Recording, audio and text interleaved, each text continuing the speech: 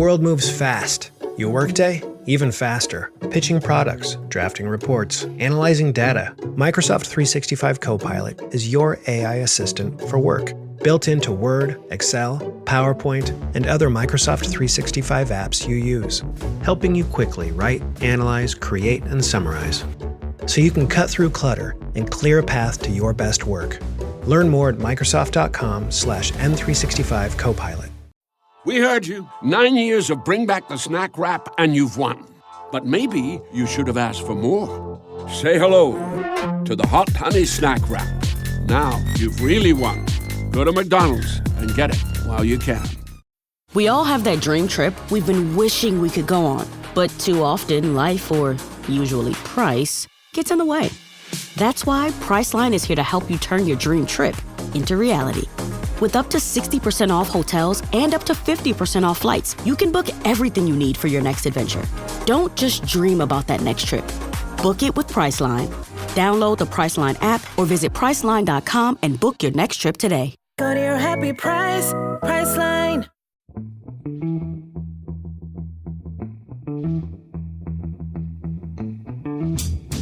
Hello and welcome to The Price of Football, the show that looks at the money behind the beautiful game of me, Kevin Day, and Liverpool University's Kieran Maguire.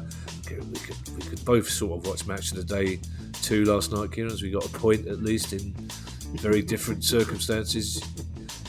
Us against 10 men in one of the dullest second halves I think the world has ever seen.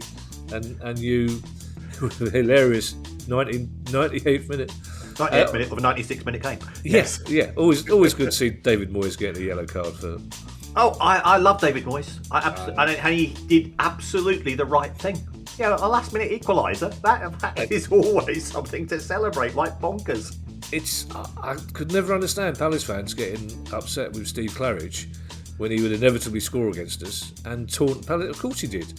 Because we spent 85 minutes having a go at him. Yes. Why wouldn't it? Never bothers me when ex-Palace players come back and celebrate a goal. It's their job. Yeah. In fact, I get cross. I can't. If a Palace player scores against his old club and doesn't celebrate, I'm furious. I don't mind just politely shushing and walking past, bowing to the away fans. It's not that. We're paying your wages. Kiss the badge. I don't care if you don't mean it. Wokery, Kevin. Wokery. That's the problem. Well, yeah, I know. We both say that, but we don't mean it. As the trouble, because we both try to. It's politeness, wokery. We've been through this before with political correctness. It's just politeness. It's another word for being nice to people, and I'm all for that, to be perfectly honest. Although it does annoy Ed, so I'm all for that as well. you woke snowflakes. It's questions day, Kieran. You won't be surprised to learn that the first question is about the transfer window. Yes.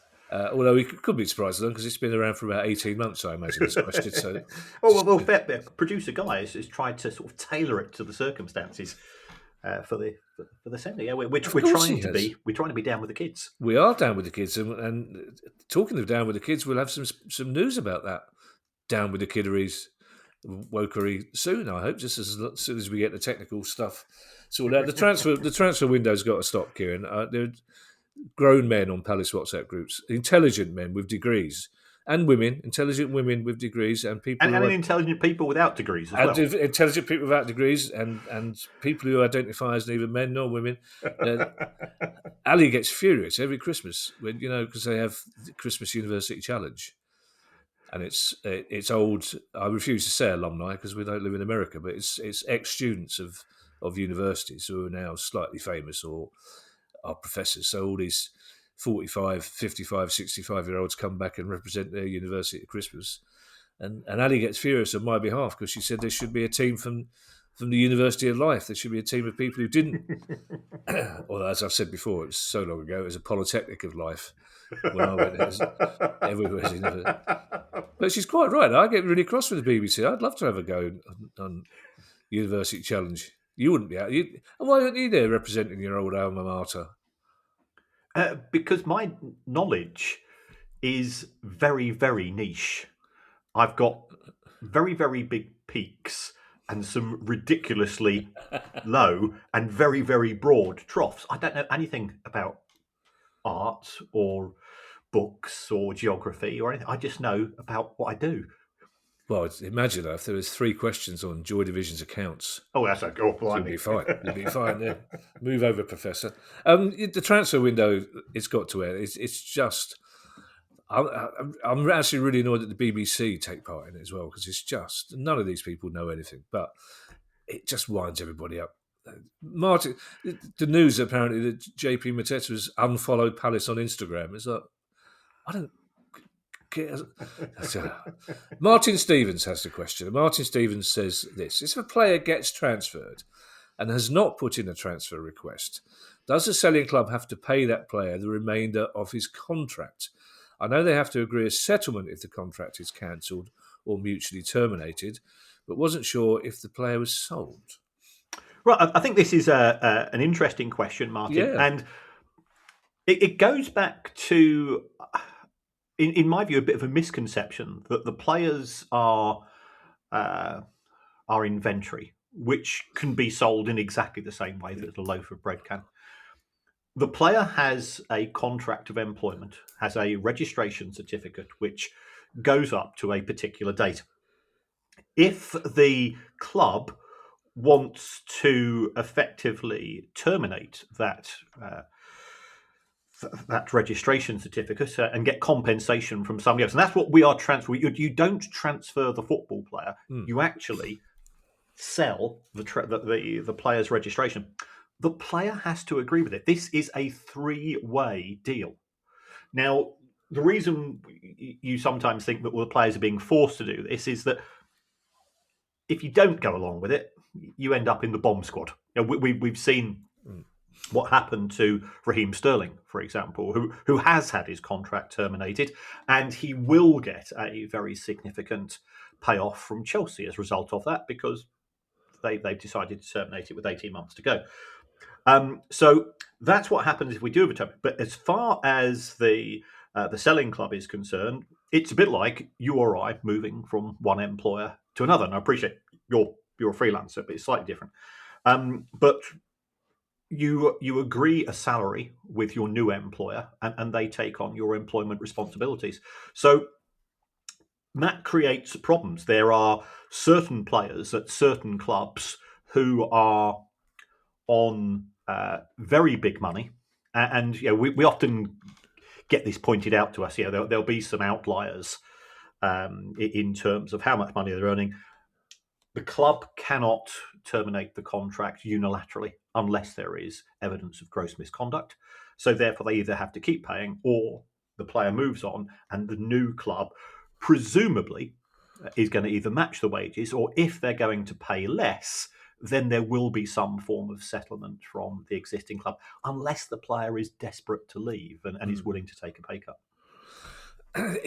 It's a good question for Marty. It does indicate, and I include myself in this as a football fan, that when we're not football fans, we're not entirely sure where the balance of power lays between the club and the player. So, for example, JP Mateta at Palace, the club have made it quite plain. If we can't sign a replacement by tonight, he's not going.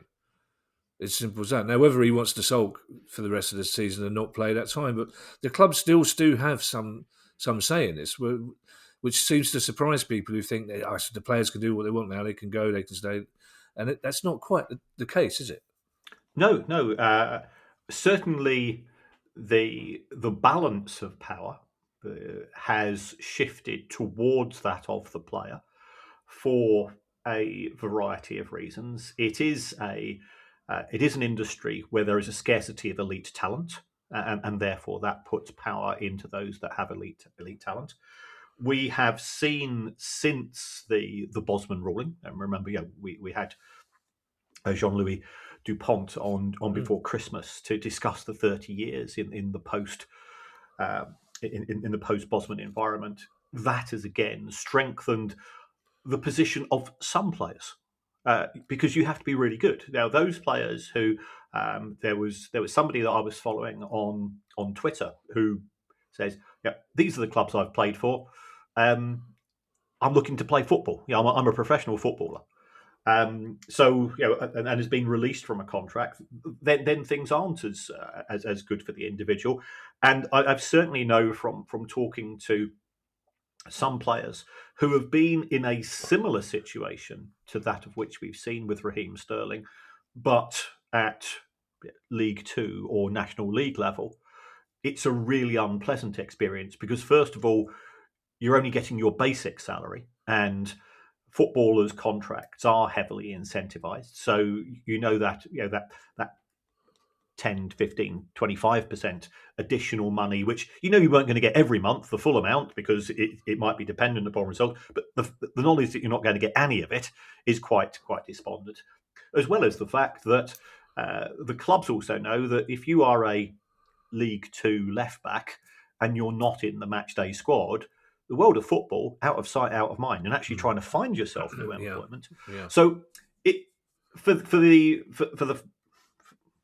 players at the very top end, certainly I think the balance of power is slightly in their favour. As you drop through the divisions, that does change, and also we must always remember, yes, it is a form of employment being a professional footballer, but 99.9% of them are also football fans rather than somebody who just happens to be good at football and they want to play at weekends. That's what they've spent all of their apprenticeship, all the slogs, all of the hard work which they put in during the week, which we only see 90 minutes worth at the weekend. And it's quite a frustrating experience if you know that you're not going to be paid. And that's why some of these deals, the Harvey Elliott deal at Aston Villa, where he's effectively been told that you're not going to play again for Villa. From a professional point of view, it's really tough to take. Well, especially in the World Cup year as well. So yeah. Our next question, Kieran, comes from Ben Silk Klaustrup, and it's about amortisation, and it's a question about amortisation we haven't had before. It's the gift that keeps on giving. Speaking of which, if you don't mind, I'm going to throw another question of my own at you beforehand, because it's about this very thing and about the confusion over amortisation. I was watching Bristol City v Derby on Friday night. Derby were fantastic, I have to say. It's a game in which I had no dog in the fight, so they speak. So it's always nice to watch the go. The commentator, whose name I can't remember. I apologise. I did write it down on a piece of paper this morning, but the wrong piece of paper. He's very, very good. Whoever he is, he's very good. And he's with Andy Hinchcliffe. They make a very good couple together. But they were discussing whether Bristol City would have any funds to spend in the remainder of the transfer window. And they were discussing the money they'd be getting from Manchester City for the sale of Semenyo, who Man City bought, I believe, for £10 million from... No, I think £10 million is the fee that Bristol City will be getting from the sale of Semenyo from Bournemouth to Man City. But then they were saying they didn't know whether Bristol City would have that £10 million to spend today, or whether that money would be amortised over the length of Semenyo's deal. So can you answer that question? I can, because the commentator's name's Gary Weaver. And here's the text from Gary Weaver on Friday that he sent to me before the match, asking that very question. Do you know what? I wondered what you'd do. I was thinking to myself, I was about to say, I'm very impressed that you're going to answer this question, because you spent the whole time when I was reading it out on your phone. And now I know what you were doing. Well, Gary Weaver is a fantastic commentator. He's very good. Really good commentator. And I'm glad that you know him, so you can tell him that. Yeah, no, well, I did. So I did send a voice note. Yeah. If you take a look at the accounts of Manchester City, they owe somewhere in the region of 400 million pounds in unpaid transfer fees, because the fees are paid on an instalment basis. So when Semenyo went from Bournemouth to Manchester City, we don't know for certain. But in all probability, the nature of the deal would have been that it was a £65 million transfer, or 60 plus 5 in add-ons. Normally, I mean, from what I can see in terms of how much Manchester City are due to pay in less than 12 months, and then over the next period of time, it looks as if City are probably paying over 3 years for the vast majority of the players that they sign, and that tends to be the most common at Premier League level. So, what would have happened is that Manchester City would have paid a £20 million deposit. Bristol City were entitled to, let's say that they've got 15%. It's either 15 or 20%. They've got quite a good add-on. So every time that every time that Bournemouth get paid by Manchester City, then a proportion of that would go across to Bristol City, which is actually it spreads the gain, and I know that some Bristol City fans were very excited at the prospect of what would have been a substantial windfall. I think if it's 20%, it's based on the profits. We're probably talking £9-10 million pounds coming their way, but it's likely to be 3 million now, 3 million in a year, 3 million in 2 years, on the basis of a standard 3-year settlement period. It also has to be said that there is a divergence between cash flow, which is all to do with sort of credit and cash management, and amortisation. Amortisation has got nothing to do with cash. Amortisation is very much an accounting concept, whereby when you sign a player, you then say, right, how long it is from this date until the expiry of the registration. And that is calculated going back to Ben's original question. Which we haven't asked yet. Which you haven't yet asked, so therefore I won't answer it. Could then a club... so when Bristol City sell Semenyo to Bournemouth, and they think this is a player, he's going to be sold for a lot of money in 2 or 3 years' time, could they insist in the contract when they sell him that any add-on fees are paid in full? Is there any point to that? Would there be any mileage to that? Is it possible to do that? Or would that simply deter clubs in future from buying because they don't want to spend £10 million up front on those fees? Well, you can try it. Right. If I was Bournemouth, I'd just laugh at them. Okay. Because effectively it means that if we take a look at that first instalment which has gone to Bournemouth, the vast majority of it would have gone to Bristol City. So what's in it for them to sell Semenyo? So within contracts, if you talk to our secret lawyers, as one very candidly explained to me, you start with a blank piece of paper. Yeah. So we can put in a clause for anything and everything. You've then got to say that from a commercial point of view, would this be acceptable? Would this make any sense? Is this part of the sort of the standard industry process? To which the answer there would be no. So you said, could be done. Would it be done in practice? Highly, highly unlikely. And just to clarify, the £10 million, the add-on fee for Semenyo, is that being paid to Bristol City by Bournemouth or by Man City? That we paid by Bournemouth. We paid by Bournemouth because Bournemouth have a contract with Bristol City. Okay, got you. And I was in, where was I? I think I was in Lisbon doing. I do these panel talks quite often, and this one was all about the transfer market. And we I think have an inbuilt assumption that all football clubs are incredibly well organised and professional. Well, but that wasn't a dig. That wasn't a dig. People not too far from you. But I can assure you, it's absolutely amazing how many clubs can't find the paperwork when it comes to add-ons. So there are now. Again, this is one of the sort of intriguing things about football. There's now this cottage industry. When you sell a player, you send the paperwork, or you have the option, for a small fee, sending the paperwork to this little company whose job is to do nothing but to check the add-ons. Because if you're the chief executive, the chief financial officer, the club secretary, you've got 1,001 things to do every day. And you might not realise that when when Johnny Scoggins plays his 40th match, and you've sold him to Leeds United or you've sold him to Bournemouth, you're actually entitled to another 250 grand under the terms of the contract. Yeah. Well, you've got better things to do with your time than to how many matches has Johnny Scroggins played, and so on. So it's actually sort of it's created this subculture in terms of what organisations are able and willing to do on behalf of clubs to try to take the pressure off those people who are making the day-to-day big decisions.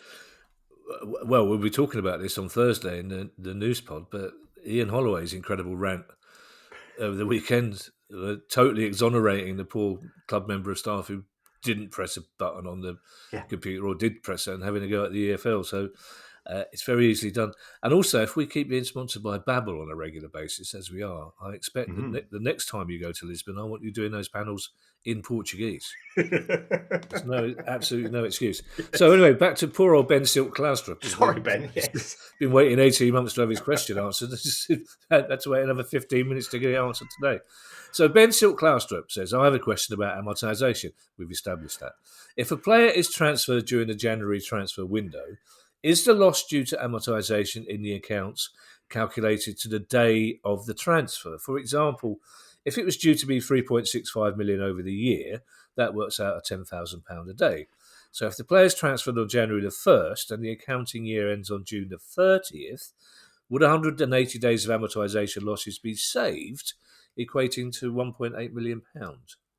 You are absolutely correct, Ben.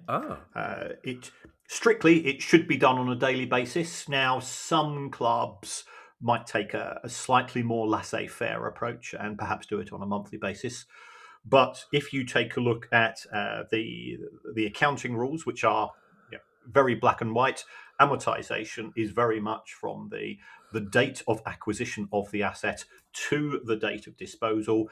It means that you don't charge a full year's amortisation if you buy a player in January. And I've been talking to, I think I was talking to somebody connected to Newcastle. It's one of the journalists or one of the fanzines, and they were saying, if we spend 100 million pounds, 200 million pounds, can we afford it? And I said, well, if you spend 200 million pounds on players on, let's say, 5-year contracts, and we know that amortisation is capped for 5 years for PSR purposes, that's 40 million pounds a year. But until the end of June, you're talking 20 million. And if you sign the players towards the end of January, it's 5 months worth. You can knock off another 3 or 4 million. So there's a cash cost, and we've established that the cash cost can be deferred through instalments, and there's an amortisation cost, which has been, I think it's a really useful time to reiterate this. Amortisation strictly should be allocated on a daily basis. You might do it on monthly just to make life slightly easier.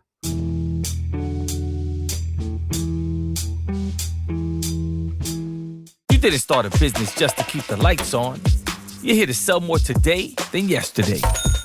You're here to win. Lucky for you, Shopify built the best converting checkout on the planet. Like the just one tapping, ridiculously fast acting, sky-high sales stacking, champion of checkouts. That's the good stuff right there. So if your business is in it to win it, win with Shopify. Start your free trial today at shopify.com/win. When you want your spring break to feel like... and your kids' pool day to feel like... and your hotel bed to feel like... ooh, and room service to feel like... because at Hilton, hospitality feels like... Your cabana's ready. Would you like fresh towels? It matters where you stay. Book now at Hilton.com. Hilton, for the stay.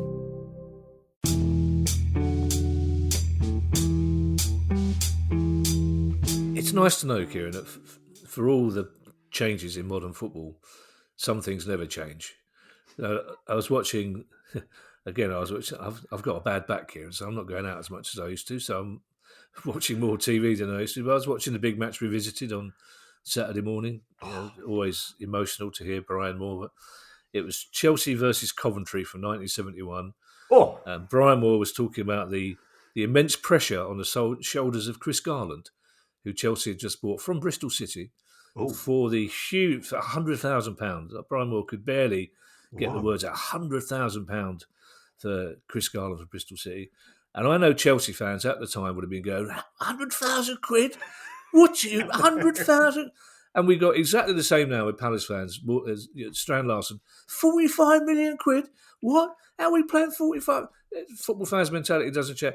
At the same time, we signed Borna Sosa for nothing. Right? It turns out probably more than he's worth. But fans are still, nothing? Why are we signing somebody for nothing? What sort of club is this? He said he can't win. You sign somebody, a good player for nothing, you get everyone has a go. You buy a good player who Newcastle were prepared to break the bank for 45 million. Everyone has a go at you. This is why. Well, it's one of the many reasons I don't own a football club, but there you are. It's one of the things when I was on morphine, I could see Ali's worrying. That's just one thing I'll do when I was off my face on morphine. I've bought a football club, Ali. Probably. Doing very well. Doing incredibly well, Bromley. Fantastic. I mean, Gareth Southgate's best mate running Bromley down there. Andy Woodman is a delightful fella. Yes, and I love that ground as well. I'm fairly certain it's the only ground that you have to negotiate ducks on the way in. And of all the grounds in the country, you wouldn't expect to have to negotiate ducks. Bromley is there's ducks. There's a petting zoo, which I think if there was a petting zoo near Sellers Park, you'd probably have to close it about 20 to 5. Things are going. Hugh Davis has our next question. Hugh Davis is in Canada. And Hugh Davis says, my question relates to the Vancouver Whitecaps. I emigrated in 1980, and now my wife and I are Whitecaps season ticket holders. The club is currently in the process of being sold. Current owners purchased the club in 2002 for $35 million US.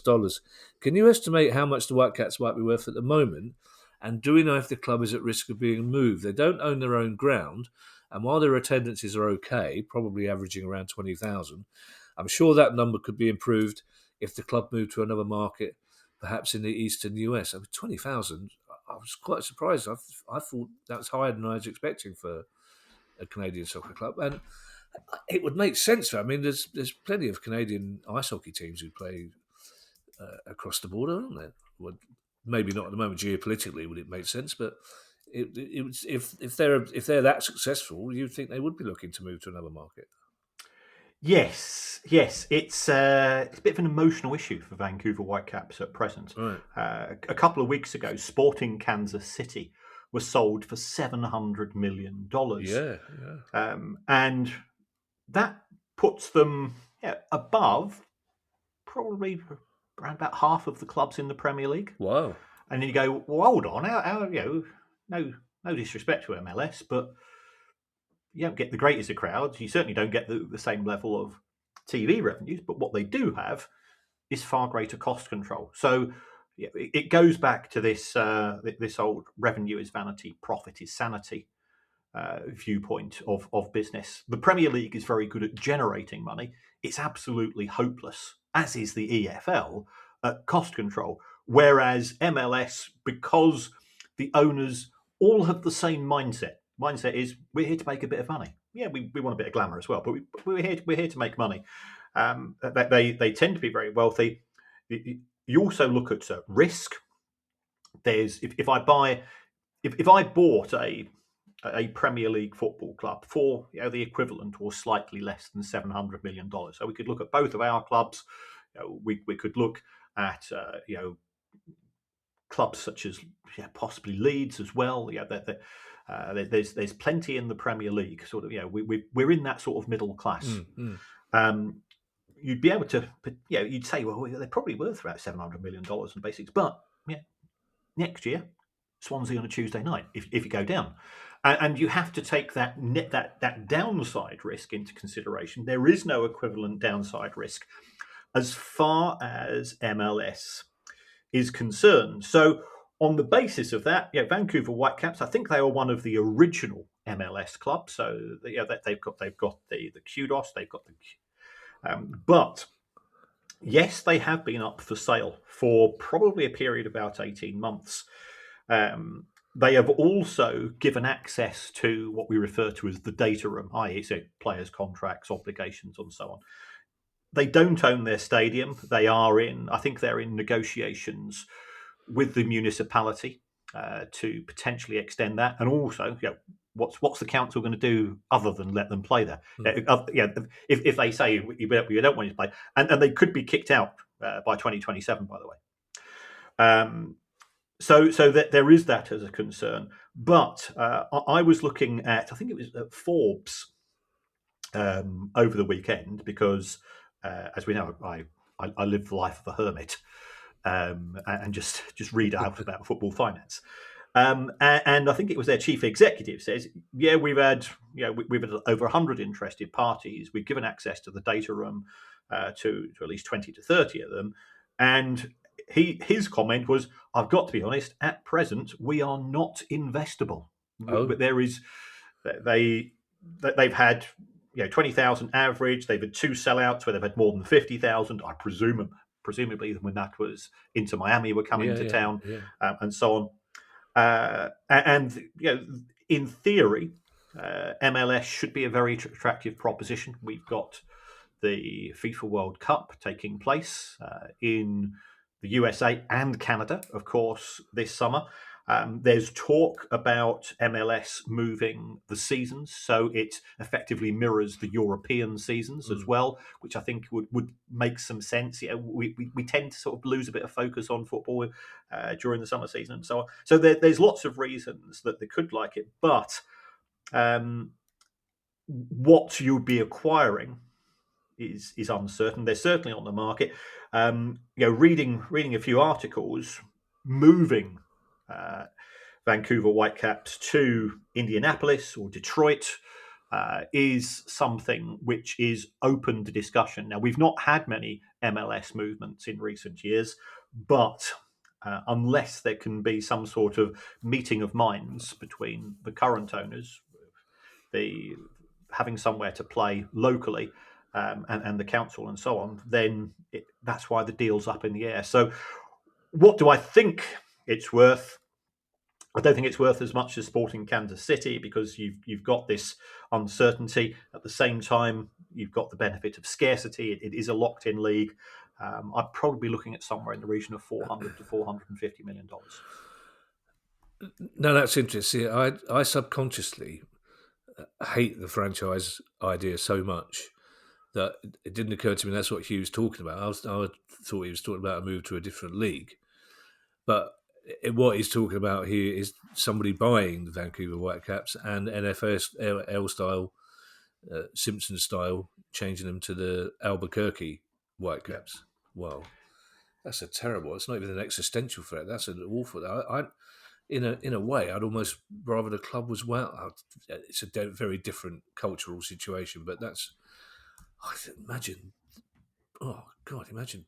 Brighton. That doesn't bear thinking about. No. Our penultimate. Somebody will think about it at some stage. Our penultimate question comes from Danny Marn. Now, Danny, it could be one of those awkward sods who insists it's Mahan, of which I know too. But as 99% of people whose names are spelled like this pronounce it Marn, I'm going to go for Danny Marn.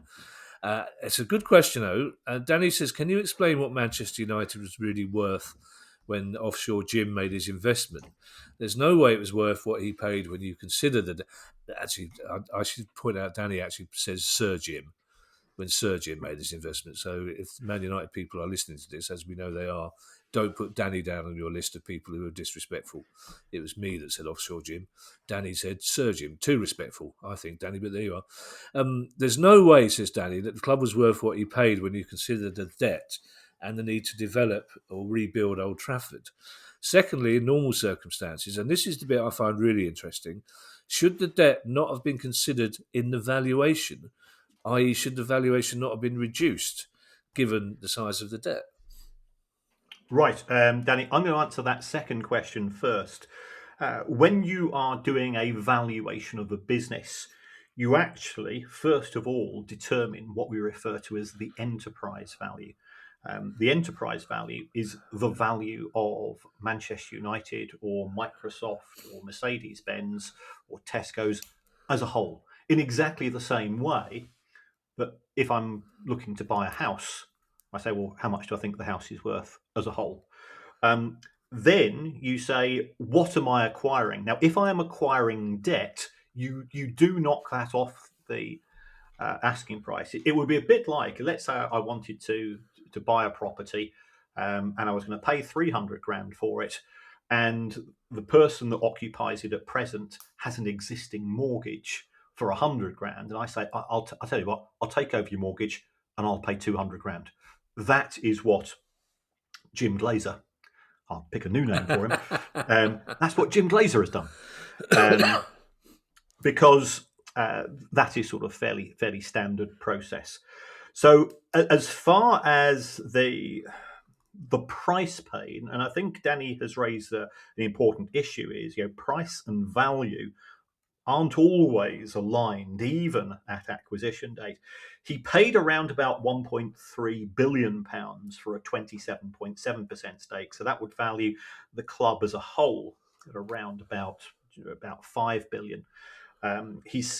But in terms of that, you also have to add on the net debt, and by net debt we mean the total amount that Manchester United owed, less the amount of cash that they had. So that's probably the thick end of £500 million on top. So the enterprise value was probably around about £5.5 billion. Now, when Jim acquired the shares, he paid, I think it's either $32 or $33 per share to acquire that 27.7% stake. The current share price is $17.70, which would suggest that the market thinks that Manchester United is worth substantially less than he paid for it. Why did he pay so much at the time? Because again, he paid a huge premium in order to make that acquisition. It's that he had to pay that amount to effectively to persuade the Glazers to sell. They would say, yeah, it might be trading at $12, $14, $20 a share, whatever it happens to be at the time, but we don't need to sell. So you need to make us a blockbuster offer, and that's where we've ended up at this. So we often talk about what we refer to as a control premium when a deal takes place. You might be saying, well, hold on, he only acquired 27.7% of the shares. That doesn't give him control. But this is something which has very much gone under the radar. He acquired 27.7% of the shares, but he also signed a contract with the Glazers, which did give him operational control on a day-to-day basis. So he's paid for a quarter of the shares, but he's acting as if he's got 51%. And that's why that's allowed him to do the things he's done, which is being quite controversial, getting rid of 400 members of staff, sacking Sir Alex Ferguson, cancelling the Christmas party, taking food away from the canteen, which appeared to be petty and mean-spirited, possibly because they're petty and mean-spirited as much as anything else.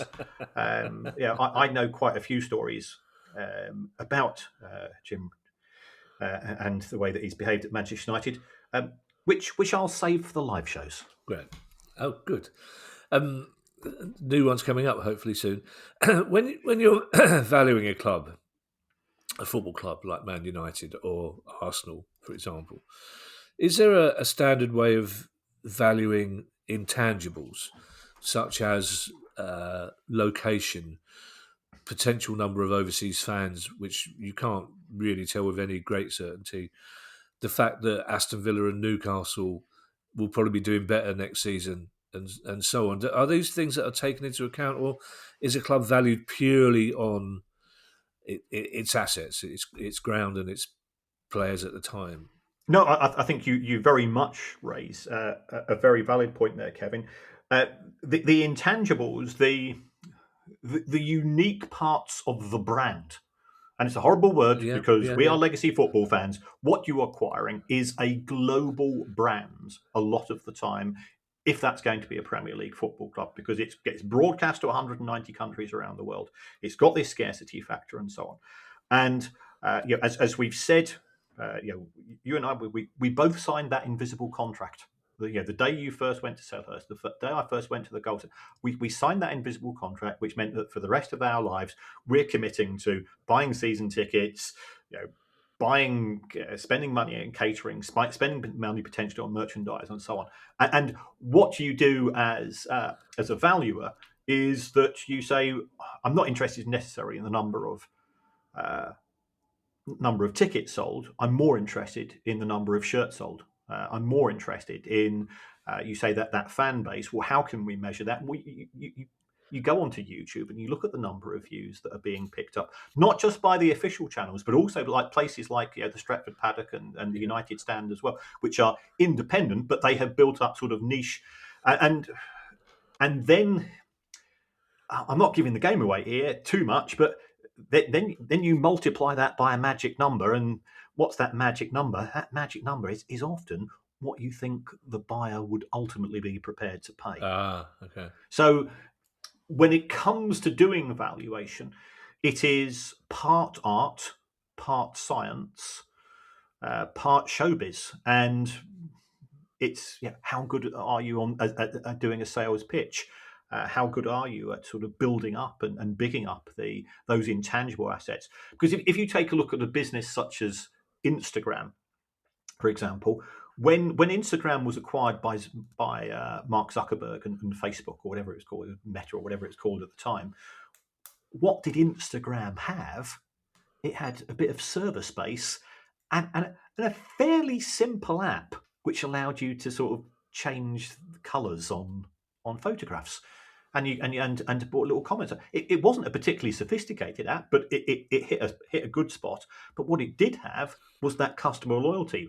Facebook very quickly realised that they had done their own metrics, and they were seeing that the average time per week of a Facebook user. I remember when Facebook first arrived in around about 2005, 2006, and everybody was on it. And in terms of those days, what you would do is you'd spend a lot of time there, but that's dropped over the period of time. You saw the amount of time, or rather Facebook saw the amount of time people were starting to use this app called Facebook. I think they paid around about $8 or $9 billion for a business which actually had nothing. It had a little bit of software, but it bought eyeballs, and that's what you're doing when you acquire a football club. If there is a story about Manchester United, it will generate loads and loads of traction. And I know you were saying earlier, why do the likes of the BBC and some others, what you might call sort of very traditional broadcasters, why do they spend time on the transfer market? It's because it sells. It generates eyeballs, and that's so. When I'm doing evaluation, my eyeball element of the calculation can often be the dominant aspect of that when I'm trying to work out an overall figure to advise whoever I'm trying to advise. Should I ever advise anybody, of course, which I might not have done. Which means you have done.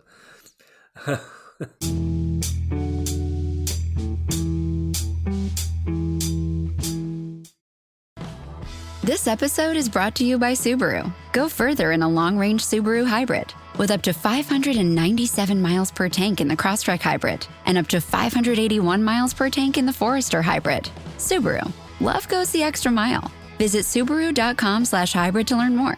Range based on EPA estimated combined fuel economy and a full tank of fuel. Actual mileage and range may vary. This episode is brought to you by Indeed. Stop waiting around for the perfect candidate.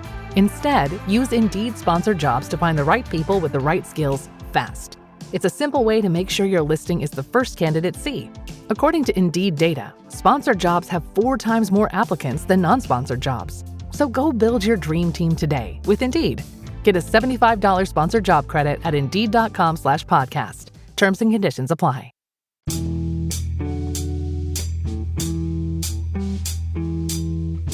Even when we started supporting football, I think if any club could call itself a brand, I think from 1968 onwards, Manchester United were that brand. I mean, even when they got relegated early in the 70s, it was a seismic shock. And that's not a criticism by any means. It's just, no, because it was a national day of celebration when it is without doubt it was the first football match that I can remember. Same here.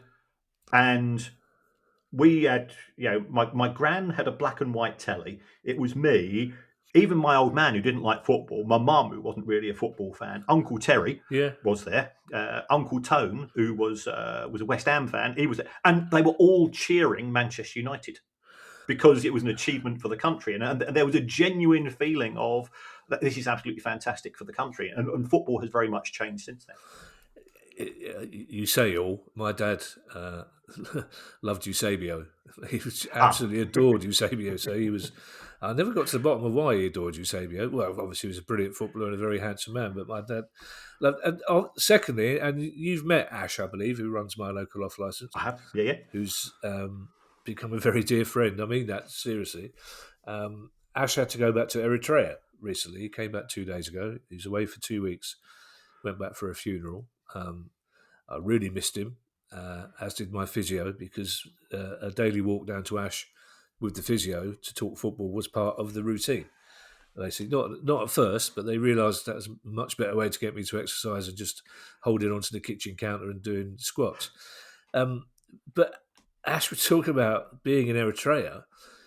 He's a celebrity. He's been to Old Trafford, and he's been to Selhurst Park. And he said, literally, people were bringing their kids along to meet him and to shake the hand of somebody who'd been inside Old Trafford and had been inside because they are just obsessed with Premier League football. Yeah. Obsessed with Premier League football. Their knowledge of Premier League football is incredible, and 8 out of 10 of them support Man United. Yeah. For reasons that he's never really got to the bottom of. He supported Man United. He still does, unfortunately.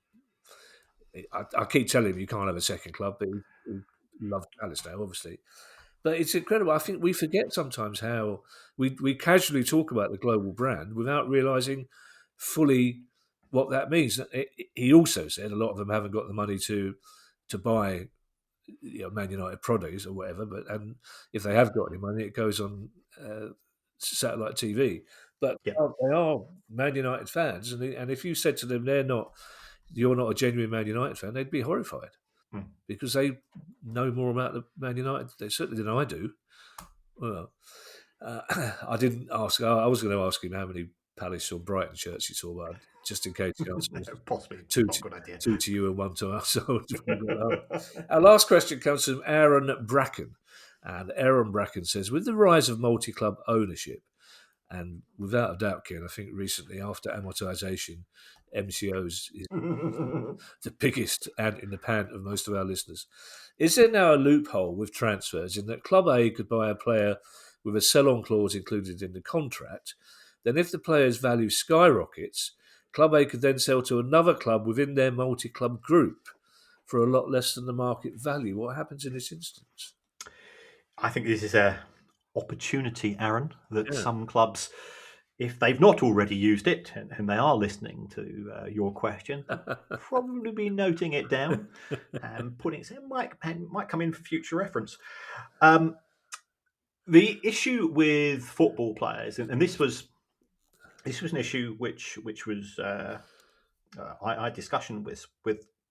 I did some work for the National Crime Agency and Europol and Interpol about football player valuations, and the consensus was that along with crypto transfers and fine art, football player transfers are an area of great concern as far as crime agencies are concerned. And the reason for this is that there is no market value.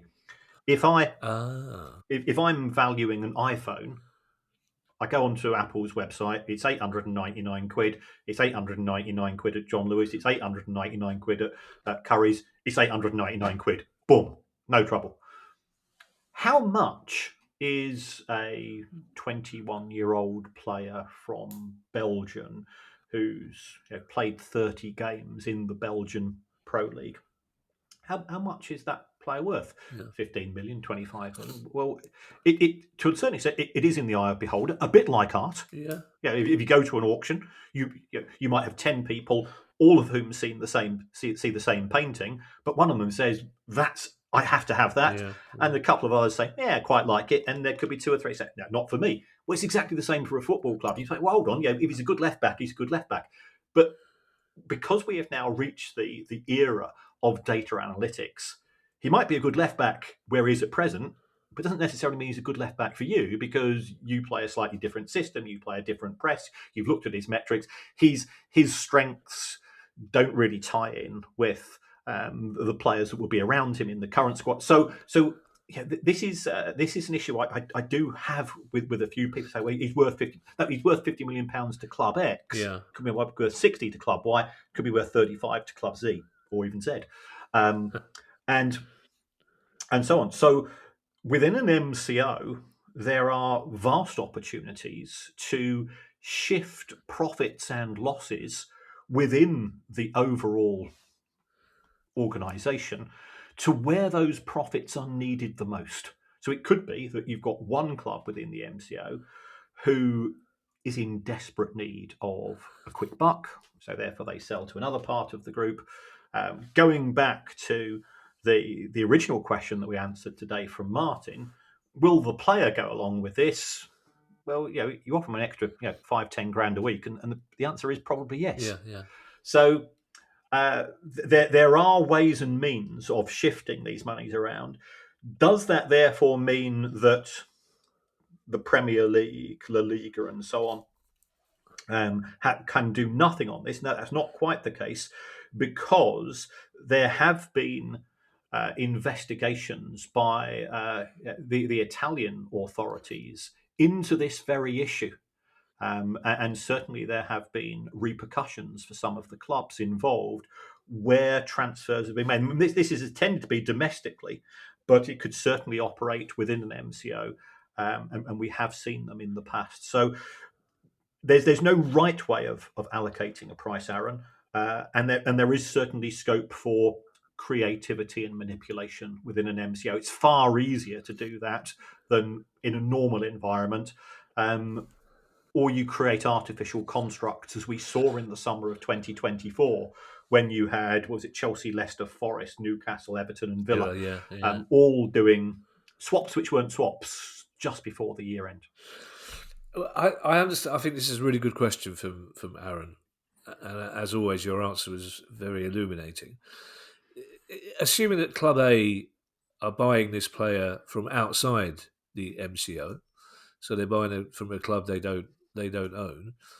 If they then try to sell that player who is now worth 10 times more within the multi-club ownership, surely the agent is going to say, hang on a second, he's vastly undervalued. My player's losing out on bonuses and whatever when we're not moving. There's ways of making sure that the agent is happy. Oh, okay.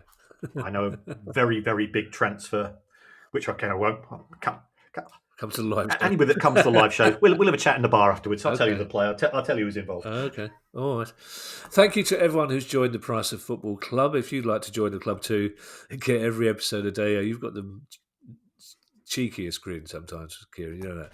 If you'd like to join the club too and get every episode a day earlier than everyone else, ad-free listening and invite to our monthly Q&A session. Next one coming up very early next week, I understand. Bonus episodes and more, then go to our website, priceoffootball.com. If you have a question you'd like answered on our show, email us at questions@priceoffootball.com. And don't forget, you can follow us on Twitter and find us on YouTube. And if you'd like to buy one of our books or a Price of Football t-shirt, it's back. You can find all the details on our website, priceoffootball.com. And we'll be back on Thursday with our next news pod. And in the meantime, I shall hand you over to Mr. Kieran Maguire for his customary farewell. You do realise that when somebody orders a T-shirt, producer guy's going to go to the box and there's going to be so many moths flying out of it. I've got a feeling it's the same T-shirt. It keeps getting re-gifted. Basically, it's a bit I always look forward to most. To just scroll to the end to say, "Have we got a T-shirt?" Oh no T-shirt this week. Okay. Well, thank you as always for all the interactions. We do appreciate them. We don't take anything for granted here. And for all of those members of the club, I think next week we will be on screen to have a chat and a gossip, which we like to do, and to answer your questions, which you don't have to wait 18 months for. That's got to be worth it. It's got to be worth it. There's a variety of ways, however, that you can support the club. which don't involve any cash. And one of those is to just give us a review. Just take 30 seconds, pop onto your app, say a few words. Doesn't matter what you say. You could even say you would rather have the show presented by Belinda Carlisle and Don Estelle. A meeting of minds, perhaps. I don't know. Some of the stories I've heard about Belinda Carlisle, I don't think he'd last long, Don Estelle, but he'd be he's sure to be rolling up. Where did you get Don Estelle from? What did you drench Don Estelle from? I was doing one of my, quite often I do the my Windsor Davis gif. The oh dear, never mind. What a shame. And then I realised that Windsor Davis is the proud owner of a #1 single, and that just got me sort of I just went off on down a rabbit hole, as I tend to do. Whispering Grass. Absolutely. Yeah. Windsor's no longer with us, but his daughter is a very well-known casting director. Oh wow, cool. And a lovely woman, as was her dad, Windsor, who we met several times. Oh, brilliant! Who was always very, very smartly dressed, very dapper, and had some of the best stories. He had some cracking stories. I mean, obviously, I'm waiting for your next book. Obviously, that show would never be allowed anywhere near. It was not allowed anywhere near TV now. Quite rightly so, for some reason. But he was much more Welsh in real life as well. Oh, really? Oh, much more Welsh in real life. Very proud Welshman. Bye, everybody. Bye. The price of football.